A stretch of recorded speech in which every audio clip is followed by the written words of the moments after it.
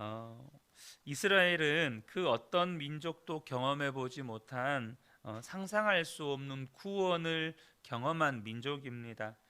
그런데 그런 이스라엘을 바라보는 다윗의 눈에 안타까운 것은 이스라엘 백성들이 조금만 어려움이 생기고 또 주변의 나라나 민족이 공격해 오면 그렇게 염려하고 두려움에 사로잡혀 사는 것입니다. 그것은 오늘날 예수를 믿는다고 하는 성도들도 마찬가지이죠. 너무나도 많은 성도들이 예수님을 믿는다고 하지만 삶에서 어떤 어려움이 생기고 문제가 생기면 그 문제가 주는 어려움 때문에 염려하고 걱정하고 두려움에 사로잡혀 사는 거죠. 다윗의 믿음의 비밀이 어디에 있었습니까? 그것은 과거에 하나님이 구원하신 사건에 대해서 항상 기억하고 살았다는 것입니다. 하나님이 우리 가운데 놀라운 구원을 행하셨어도 우리가 기억하지 않고 살면 그 구원의 역사는 우리에게 아무런 유익이 안 된다는 거예요. 아무런 힘이 안 된다는 겁니다. 그래서 하나님께서는 이스라엘 백성들이 이렇게 이제 요단강을 건너고 가나안 땅에 입성할 때에 요단강 바닥에서 돌을 각 지파별로 하나씩 건져서 가지고 나오게 합니다. 그리고 그곳으로 탑을 제단을 쌓죠. 그러면서 후대의 자손들이 이게 무엇이냐고 물어보면 하나님께서 이렇게 역사하셔서 우리를 구원하셨고 이렇게 가나안 땅으로 인도하여 들이셨다는 것을 자손들에게 말해주고 끊임없이 그 돌을 보면서 하나님이 행하신 구원을 기억하게 하라고 말씀하셨습니다. 여러분, 이처럼 저와 여러분의 삶에 하나님께서 베푸신 구원의 은혜가 너무나도 크고 또 너무나도 많습니다. 저와 여러분들이 날마다 그것을 기억하면서 사셔야 한다는 거죠. 중요한 사실은 이스라엘 백성들에게 유월절이 있다면 우리에게는 그거보다 더 큰 구원의 사건이 있다는 것입니다. 이스라엘 백성들은 홍해를 가르시고 구원하신 일도 여러분 놀라운 일이죠. 하지만 하나님이 사람이 되시고 우리의 죄를 대속하셔서 십자가에서 죽으시고 그렇게 해서 우리를 구원하셨고 이제는 우리 안에 성령으로 임하여 주신 이 사건과는 비교가 안 된다는 거예요. 여러분, 다윗의 믿음의 고백이 저와 여러분의 고백이 되기를 원합니다. 다윗이 지난날에 하나님께서 이스라엘 백성들 가운데 또 다윗의 삶 가운데 베푸셨던 구원을 날마다 기억함으로 오늘의 어려움 앞에 믿음으로 담대히 고백하고 오히려 찬송하게 되는 거죠. 8절에 천지를 지으신 주님이 우리를 도우신다. 이 고백이 저와 여러분의 고백인 줄로 믿습니다. 어느 목사님이 제자 훈련을 하는데 어떤 남자 집사님에게 쉬운 질문을 하나 드렸대요. 성령님께서 집사님 안에 계십니까? 어려운 질문은 아니잖아요. 또 한국교회 성도님들은 정답 찾는 데는 선수 아니겠습니까? 그런데 그 집사님이 너무 당황해 하시는 것이 한참을 고민하시다가 대답하시기를 지금은 안 계신 것 같습니다. 이렇게 대답을 하신 거예요. 그렇지 않아도 부부싸움하고 아이들한테 늘 소리 지르기만 하고 직장 생활도 쉽지 않고 또 세상 살면서 죄 짓는 일도 많고 성경은 일주일 내내 펼쳐보지도 않고 집사라고 하면서 기도 생활은 거의 하지도 못하고 그러니까 성령께서 도대체 내 안에 계시다면 내가 이렇게 살 수 있나? 그러니까 내 안에 안 계신 것 같은 거예요. 여러분, 저와 여러분이 꼭 기억하셔야 될 것은 성령님이 내 안에 계시냐 안 계시냐는 지금 내 삶에 내가 말하고 행동하는 것으로 판단하는 게 아니고 하나님의 약속의 말씀으로 판단하는 겁니다. 그걸로 판단하는 거예요. 여러분, 저와 여러분이요, 힘들고 어려운 일이 생길 때만 기도하려고 하면 절대 믿음이 안 생깁니다. 평소에 주님과 온전히 동행하는 삶을 살면서 평소에 늘 기도의 자리로 나아가 기도의 시간을 통해서 하나님과 교제하는 사람만이 어려운 일이 닥치고 고난이 닥쳤을 때 그때도 여전히 하나님이 나와 함께 계시는 것이 믿어지는 겁니다. 그래서 그 믿음으로 어려움을 이겨내는 거예요. 우리가 믿음으로 기도하지 못하는 이유가 뭡니까? 십자가에서 구원받았다는 사실을 잊어버리면서 살고 있다는 거예요. 지금도 주님이 나와 함께 계시는 것이 분명한데 삶의 이러저러한 이유 때문에 삶에 묶여 살고 보대끼며 살고 그러다 보니까 주님을 바라보지 못하고 사는 거예요. 여러분, 우리가 진짜 믿어야 하는 건 놀라운 기적이 아닙니다. 혹은 지금 당장 내 앞에 놓여진 정말 내 힘으로 어떻게 할 수 없는 그 문제에 대한 기도 응답을 경험하는 게 아니에요. 우리가 정말로 믿어야 하고 우리가 날마다 붙들어야 하는 건 나는 십자가에서 구원받았다. 십자가에서 죽으시고 부활하신 예수님이 내 안에 계신다. 나와 함께 계신다. 이것을 저와 여러분이 붙잡고 믿어야 한다는 거예요. 그 다음에 문제 앞에서 기도하고 또 저와 여러분의 삶에 어려움이 닥쳤을 때 그때에도 여전히 주님이 나를 붙드시고 지키시고 보호하신다는 게 믿어지는 거예요. 근데 십자가에서 나의 모든 죄가 대속함 받았고 그 십자가에서 죽으시고 부활하신 주님이 나와 함께 계심이 믿어지지 않는데 어떻게 문제 앞에서 나를 붙드시고 지키시고 보호하실 주님이 믿어지겠어요? 당장 내가 구원받았다는 믿음부터 흔들리고 있는데, 여러분, 지금 혹시 여러분이 처한 상황과 문제에서 주님이 나를 도와주실 것이라고, 주님이 나를 구원해 주실 것이라고 혹시 믿어지지 않는 분이 계시지는 않습니까? 그러면 여러분, 지금 이 문제 앞에서 나를 구원해 주실 것인가 말 것인가를 하나님과 씨름해야 될 때가 아니라 내 안에 십자가가 분명한지부터 확인하셔야 한다는 거예요. 예수님이 나를 위해서 십자가에서 죽으신 것이 분명한 사실인가? 그리고 또 한 가지, 주님이 내 안에 계신 것이 분명한지 또 확인하셔야 한다는 거예요. 십자가에서 죽으시고 부활하신 예수님께서 지금 내 안에 계신 것이 분명한가?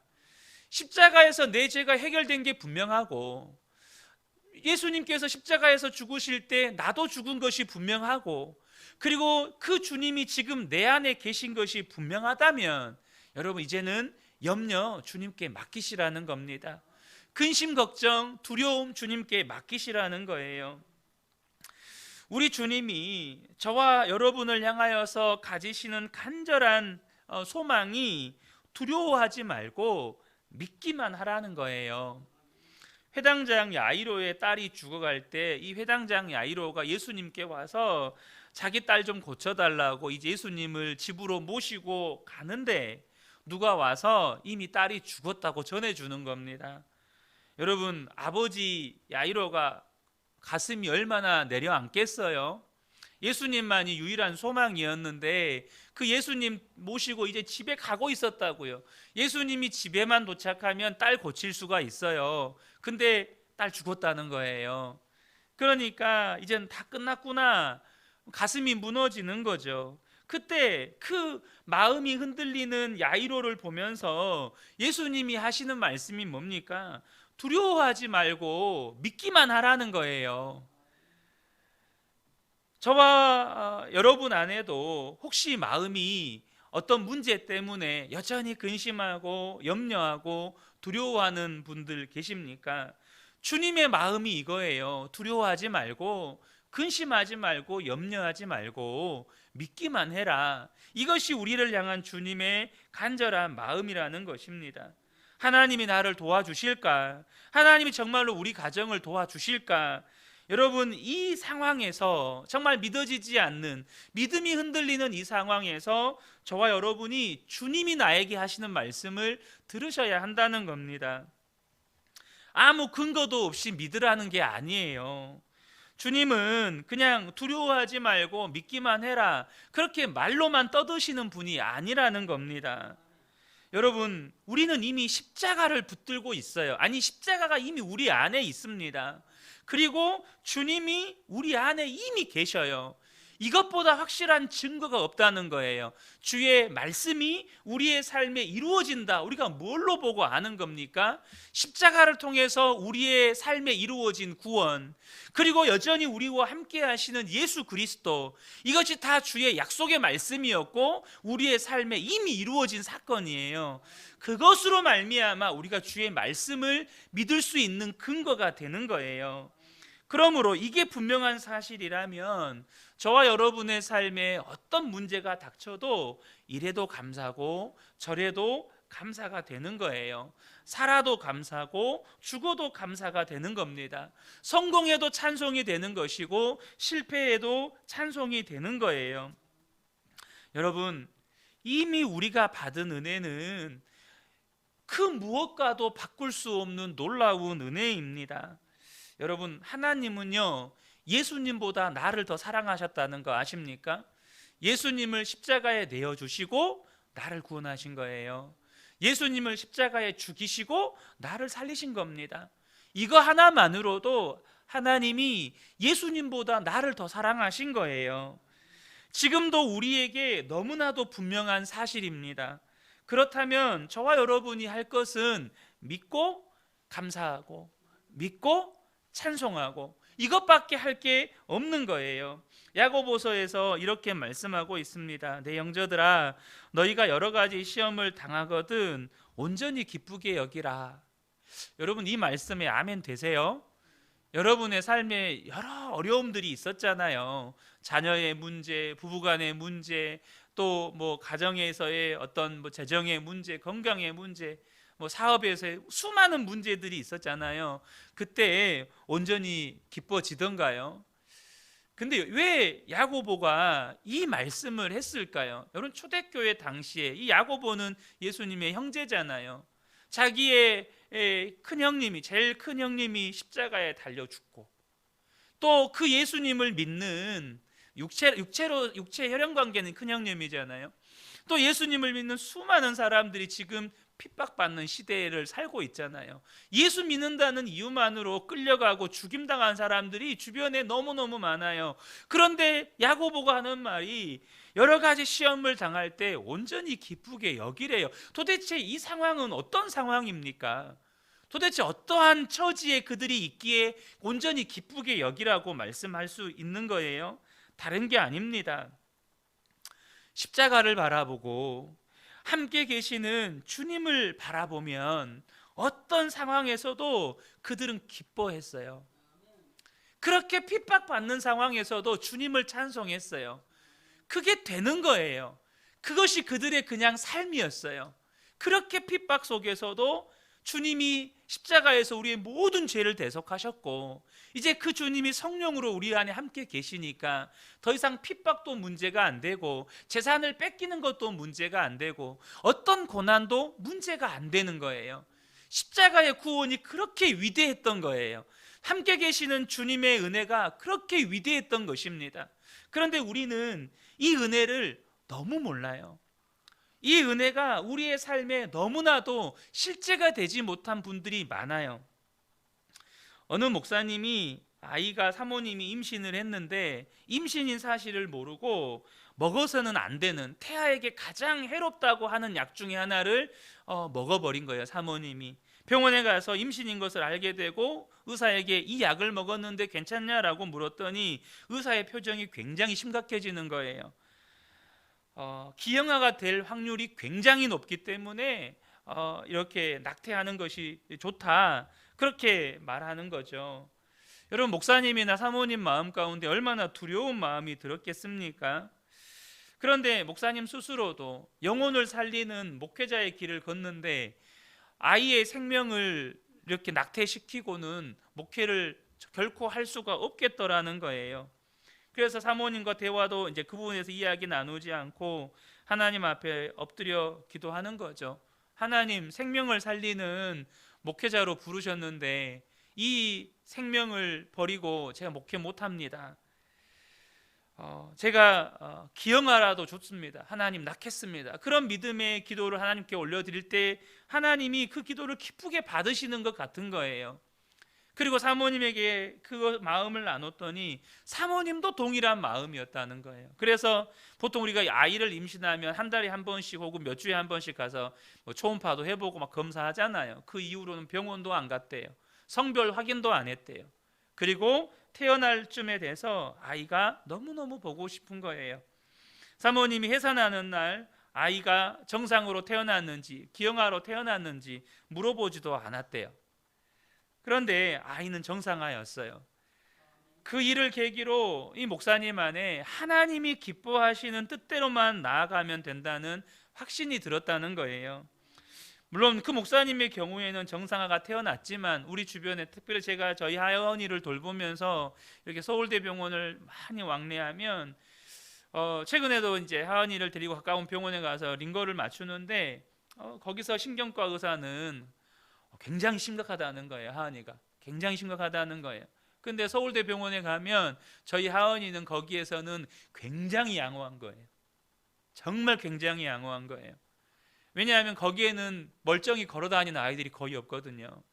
말도 못하는 아이들도 대부분이고 하루 종일 침대에 누워있는 아이들이 대부분이거든요. 그런 아이들에 비하면 저희 아이는 굉장히 양호한데 또 지방병원으로 오니까 굉장히 심각하게 보더라고요. 어찌됐든 여러분, 정상아가 아닌 것을 알고도 낳아서 사랑으로 돌보고 믿음으로 키워가는 믿음의 부모들이 있습니다.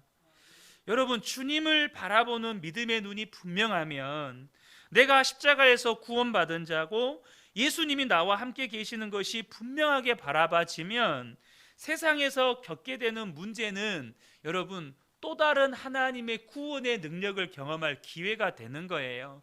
주님이 나와 함께 계시고 나를 붙드시고 나를 보호하심이 더욱더 분명하게 경험하게 되어지는 기회가 되는 거예요.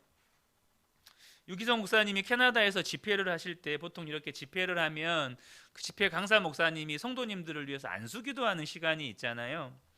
저녁 집회가 끝나고 성도님들을 위해서 안수기도를 하시는데 어느 여자 집사님이 이렇게 나서서 이렇게 이렇게 질서 유지를 해 주시더래요. 그래서 차례차례 섬기고 다 기도가 끝나고 밤 늦은 시간에 이제 그 집사님이 마지막으로 남으셨는데 안수기도가 받고 싶으셔서 목사님 앞에 오신 거죠. 목사님이 무슨 기도 제목이 있습니까? 라고 물었더니 그냥 고개 숙이면서 하시는 이야기가 그냥 생각나는 대로 기도해 주세요 라고 하셨다는 거예요.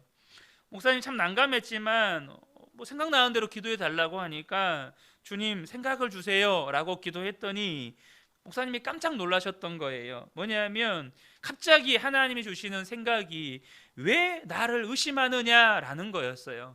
그래서 그 집사님의 머리에 손을 얹고 집사님 왜 하나님을 의심하세요? 라고 그렇게 기도를 시작했더니 갑자기 집사님이 꼬꾸라지면서 통곡을 하시면서 그 바닥을 떼굴떼굴 구르셨다는 거예요.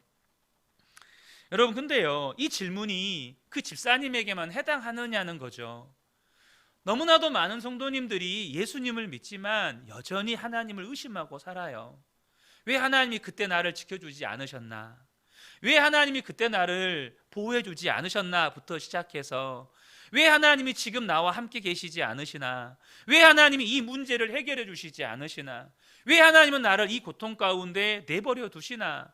여전히 하나님 앞에 의심하면서 또 예배는 드려요. 기도도 한단 말이에요. 하지만 여전히 그 마음 안에는 하나님을 향한 의심이 있는 거예요.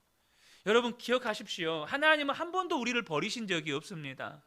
하나님은 한 번도 우리를 떠나신 적이 없어요. 그 증거가 뭐죠? 십자가라는 거예요.